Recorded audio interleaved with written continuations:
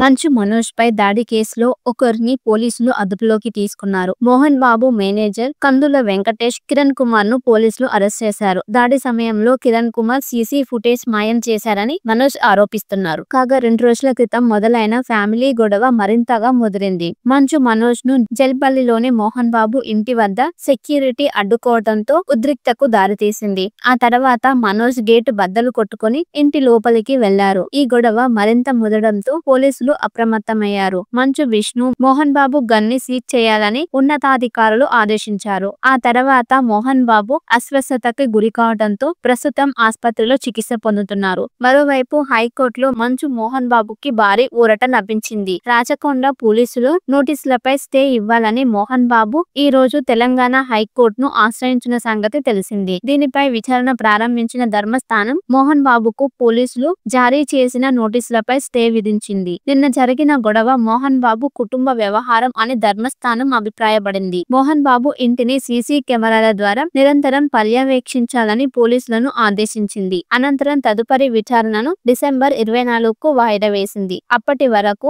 పోలీసుల ముందు హాజరుకు కోర్టు మినహాయింపు ఇచ్చింది. కాగా మోహన్ బాబు ఆసుపత్రిలో చికిత్స పొందుతున్నారు. ఆయన ఆరోగ్య పరిస్థితి నేపథ్యంలో కోర్టు పోలీసుల ముందు హాజరును తాత్కాలికంగా మినహాయింపు ఇచ్చినట్లు తెలుస్తోంది. మంచు మనోజ్ పై దాడి కేసులో ఒకరిని పోలీసులు అదుపులోకి తీసుకున్నారు. మోహన్ బాబు మేనేజర్ కందుల వెంకటేష్ కిరణ్ కుమార్ ను పోలీసులు అరెస్ట్ చేశారు. దాడి సమయంలో కిరణ్ కుమార్ సీసీ ఫుటేజ్ మాయం చేశారని మనోజ్ ఆరోపిస్తున్నారు. కాగా 2 రోజుల క్రితం మొదలైన ఫ్యామిలీ గొడవ మరింతగా ముదిరింది. మంచు మనోజ్ ను జల్పల్లిలోని మోహన్ బాబు ఇంటి వద్ద సెక్యూరిటీ అడ్డుకోవడంతో ఉద్రిక్తకు దారితీసింది. ఆ తర్వాత మనోజ్ గేటు బద్దలు కొట్టుకుని ఇంటి లోపలికి వెళ్లారు. ఈ గొడవ మరింత ముదడంతో పోలీసులు అప్రమత్తమయ్యారు. మంచు విష్ణు మోహన్ బాబు గన్ని సీజ్ చేయాలని ఉన్నతాధికారులు ఆదేశించారు. ఆ తర్వాత మోహన్ బాబు అస్వస్థతకి గురి కావడంతో ప్రస్తుతం ఆసుపత్రిలో చికిత్స పొందుతున్నారు. మరోవైపు హైకోర్టులో మంచు మోహన్ బాబుకి భారీ ఊరట లభించింది. రాచకొండ పోలీసులు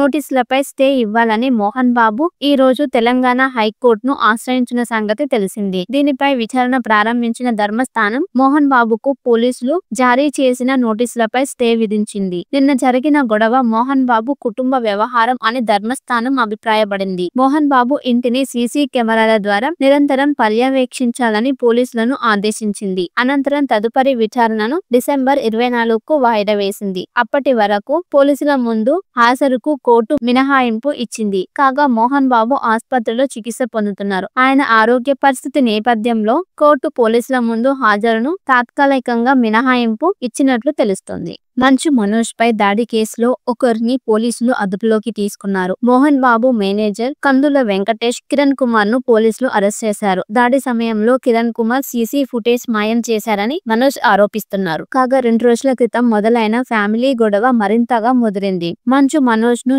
జల్పల్లిలోని మోహన్ బాబు ఇంటి వద్ద సెక్యూరిటీ అడ్డుకోవడంతో ఉద్రిక్తకు దారితీసింది. ఆ తర్వాత మనోజ్ గేటు బద్దలు కొట్టుకుని ఇంటి లోపలికి వెళ్లారు. ఈ గొడవ మరింత ముదడంతో పోలీసులు అప్రమత్తమయ్యారు. మంచు విష్ణు మోహన్ బాబు గన్ని సీజ్ చేయాలని ఉన్నతాధికారులు ఆదేశించారు. ఆ తర్వాత మోహన్ బాబు అస్వస్థతకి గురి కావడంతో ప్రస్తుతం ఆసుపత్రిలో చికిత్స పొందుతున్నారు. మరోవైపు హైకోర్టులో మంచు మోహన్ బాబుకి భారీ ఊరట లభించింది. రాచకొండ పోలీసులు నోటీసులపై స్టే ఇవ్వాలని మోహన్ బాబు ఈ రోజు తెలంగాణ హైకోర్టును ఆశ్రయించిన సంగతి తెలిసింది. దీనిపై విచారణ ప్రారంభించిన ధర్మస్థానం మోహన్ బాబుకు పోలీసులు జారీ చేసిన నోటీసులపై స్టే విధించింది. నిన్న జరిగిన గొడవ మోహన్ బాబు కుటుంబ వ్యవహారం అని ధర్మస్థానం అభిప్రాయపడింది. మోహన్ బాబు ఇంటిని సీసీ కెమెరాల ద్వారా నిరంతరం పర్యవేక్షించాలని పోలీసులను ఆదేశించింది. అనంతరం తదుపరి విచారణను డిసెంబర్ 24కు వాయిదా వేసింది. అప్పటి వరకు పోలీసుల ముందు హాజరుకు కోర్టు మినహాయింపు ఇచ్చింది. కాగా మోహన్ బాబు ఆసుపత్రిలో చికిత్స పొందుతున్నారు. ఆయన ఆరోగ్య పరిస్థితి నేపథ్యంలో